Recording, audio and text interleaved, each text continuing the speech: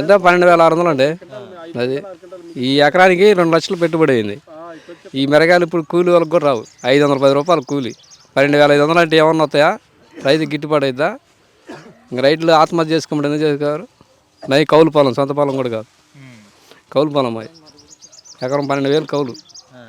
పెట్టుబడి అసలు మాత్రం ఎకరానికి 2 లక్షలు అవుతుందండి మొత్తం లెక్క చూసుకుంటే. 7 లక్షలు దాకా పెట్టింది పెట్టుబడి. ఏంది ఇగో ఇప్పుడు 30 క్వింటాలు అయినాయి, 12,500. ఇంక చూడండి మీరే. ఏది మిగిలేదాడండి ఏడు మిగలటం మిగలటం కాదు. ఇప్పుడు ఇంకొక ఎకరా ఉంటే అమ్మి కట్టాలా. 3 సంవత్సరాలు కూడా, ఇంక 3 సంవత్సరాలు రైతు అనేవాడు కోలుకోలేడు. మిర్చి ఏదండి, మిర్చి రేట్ అయితే మనిషికి ఆడ మనిషి కూలికి వస్తే 510 రూపాయలు, ఏరినందుకు 510 రూపాయలు. ఒక ఎకరానికి మందు కొట్టాలంటే ట్రిప్కి 3,000 అయింది. ట్రిప్కి 3,000 రూపాయలు మందు కొడితేనే మిరదాట కాసేది, రాదు కాయదు. ఏ మందు అయినా పలాని మందు, ఏ మందు కొట్టినా కానీ 2,500 3,000 రూపాయలు మందు కొడితేనే మిరదాటకు పని చేస్తుంది. ఈ రేట్లు పెట్టి ఇంక మేము తినేది ఏముండదు. ఇప్పుడు సాగుకారు పెట్టుకోడు కూడా రాదు.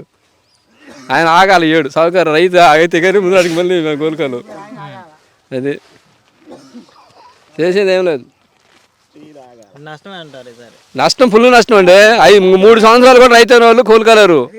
నీ సొంత పొలం ఉన్న రైతు కూడా కోలుకోలేడు. మీకు కౌలు వేసేవాళ్ళు, ఇంకా మీకు కౌలు పొలం వేసేవాళ్ళు, సొంత పొలం వేసేవాళ్ళు, రైతు అనే వాళ్ళు ఇంక కోలుకోలేరు. ఈ మిరగాయలకి రిచ్ రేట్ అమ్మితే ఇంక మందాకి సావటమే, ఏముండదు. ఏది పెంచింది? ఏదండి పెంచింది? 12,600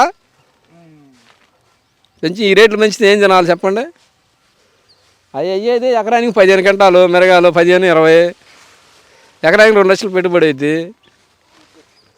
కూలైంది. ఇంకా మాకేంది? కౌలు ఏం కట్టాలా, మందులు కొట్లు ఏం కట్టాలా? సరిపోతుంది. అట్టయితే రేపు తగ్గించుకొని అట్టయితే